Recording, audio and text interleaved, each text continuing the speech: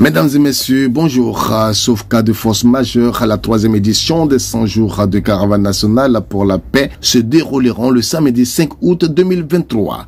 L'information a été donnée par le président Boli Aimé Narcisse de la Fondation internationale pour la paix, la presse et le développement en Côte d'Ivoire FIPPDA au micro de Canal Ivoire. Il donne ici les temps forts qui marqueront la particularité de l'édition 3.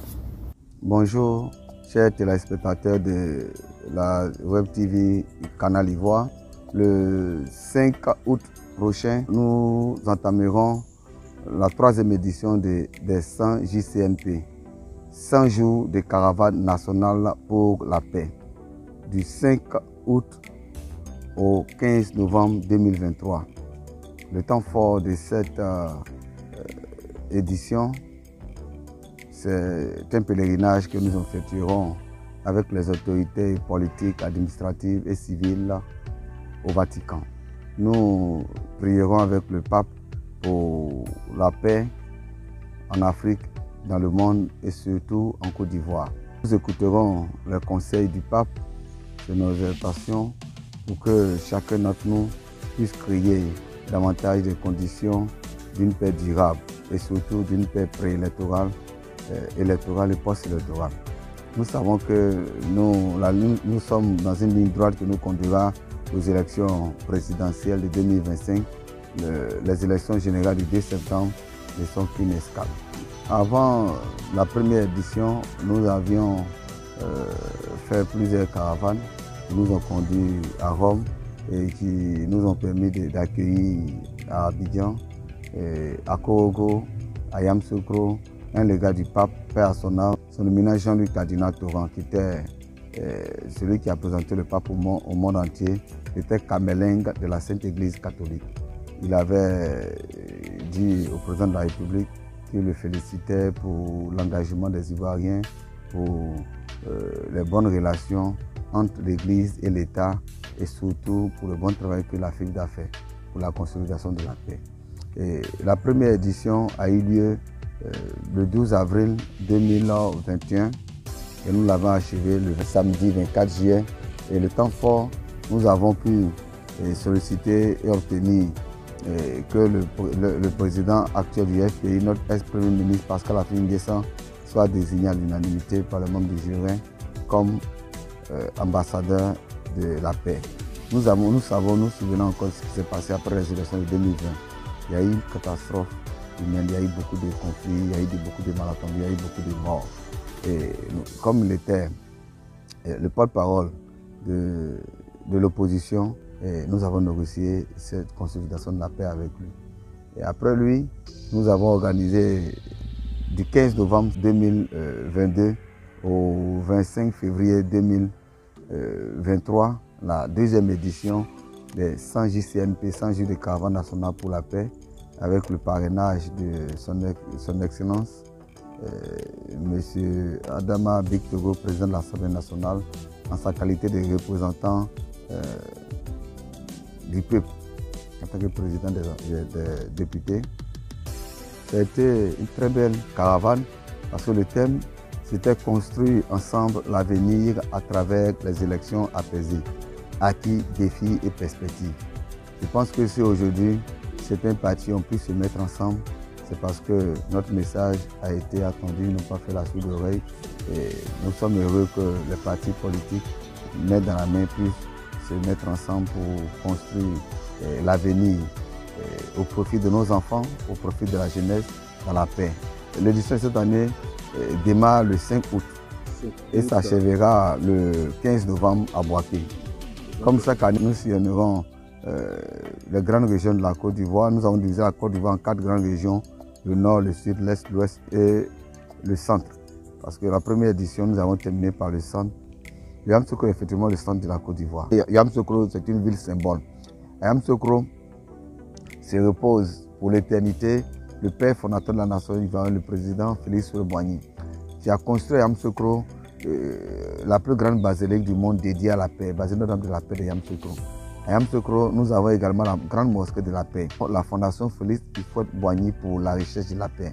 C'est à Yamoussoukro également aussi que l'UNESCO a dédié à l'ex-chancelier allemande le prix de la paix.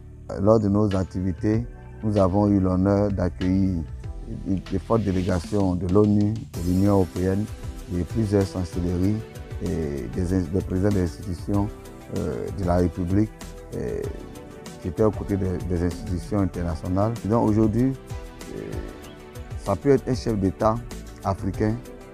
On pense au président togolais qui quand même a pesé de tout son poids parce que nous au début, quand il y a eu le malentendu ivoiro-malien, nous avons souhaité qu'il y ait une solution diplomatique et africaine. Je pense que c'est ce qui s'est passé parce que les gens étaient à couteau tiré, il y avait beaucoup de menaces, il y avait plus de peur que de mal. Donc on tire notre chapeau au président togolais qui était le médiateur de la crise. C'est un discrimination, on préfère dire malentendu ivoiro-malien. Quand on regarde aujourd'hui, ce n'est pas à nous de décider, mais je pense que dans une certaine mesure, celui qui peut faire basculer le pays dans la paix comme dans la guerre, c'est celui qui a beaucoup plus de pouvoir. On pourrait penser aujourd'hui au président Alassane Ouattara qui a fait beaucoup d'efforts pour créer des conditions de la paix, créer un ministère de la réconciliation et de la cohésion nationale, créer PNC, Programme national de cohésion sociale, et puis quand même engager le dialogue politique. C'est vrai, on peut lui reprocher des choses, mais certaines choses ont été faites. Il ne faut pas qu'on soit ingrat. Donc, en tant qu'apôtre de la paix, quand on disait que comme ambassadeur de la paix ou apôtre de la paix, c'est parce que la personne est irréprochable. Parce qu'on veut créer des conditions, on veut l'encourager à faire davantage, à ne pas reculer ou à ne pas rester statique, mais à bouger, à faire bouger les lignes. Aujourd'hui, celui qui a les moyens de faire bouger davantage les lignes et pour faire vivre les Ivoiriens dans un pays apaisé, je pense que c'est le président de la République, son excellence Alassane Ouattara. Ce pèlerinage se déroulera à la journée internationale de la paix qui est le 21 septembre. Nous irons à 2 ou 3 jours avant le 21 et revenir le lendemain ou après. Et donc nous n'avons pas encore confirmé parce que les ministres avec lesquels nous avons parlé nous ont dit que c'est vrai, ils seront là-bas le 21, mais il faudrait qu'on puisse nous mettre d'accord sur les activités à faire là-bas. Nous allons rencontrer l'une des plus hautes personnalités mondiales, le pape François. François Francesco veut dire paix. C'est François était un artisan de la paix. C'est lui qui a fait la prière pour la paix. Aujourd'hui, nous avons été dans plusieurs pays en conflit. Il a même pesé de son poids pour que la situation de crise que veut la Russie et l'Ukraine ne soit pas pire que ce que nous constatons aujourd'hui. Et donc, nous nous sommes dit, comme au Vatican, il y a le corps de Jean-Paul II qui était un grand ami de l'apôtre de la paix, Félix Houphouët-Boigny, et qui, grâce à ses prières, la Côte d'Ivoire ne connaissait pas de crise. On ira dire merci à Dieu pour le don de sa personne, parce que pour son amitié avec le président Houphouët-Boigny, qui est un apôtre de la paix. Mais nous allons demander aussi au pape François de prier pour la création de vraies conditions de la paix dans le monde entier, notamment en Côte d'Ivoire. Le pape va nous envoyer en mission. Il va délivrer aux pèlerins, à ceux qui auront la chance, la grâce d'effectuer ce pèlerinage, des bénédictions apostoliques. Des bénédictions physiques, spirituelles, mais aussi des bénédictions matérielles. Nous savons que vous savez que la FIBDA est partenaire de l'État de Côte d'Ivoire. Donc nous remercions les autorités étatiques qui ne ménagent aucun effort pour soutenir de façon institutionnelle la FIBDA parce que nous avons beaucoup d'appui institutionnel de plusieurs ministères. Parce que nous avons demandé aussi à des ministères de mettre à notre disposition des ressources humaines, c'est-à-dire un appui technique, parce que c'est avec qui nous avons préparé. 100 jours, ça fait un peu près de 4 mois. 90 jours, plus 10 jours, ça fait à peu près 4 mois. Mais les 100 jours, ce ne sera pas le jour J. Avant, pendant et après, ça nous fait près de 6 mois. Et donc, nous avons besoin de ressources humaines pour nous accompagner. La FIBDA est initiatrice de 2 documents institutions. La charte de la réconciliation et de la cohésion nationale. Et la prière interreligieuse pour la paix. Nous sommes inspirés de la Bible et du Coran pour faire cette prière. Le dernier mot, nous le dirons au retour, parce qu'aujourd'hui,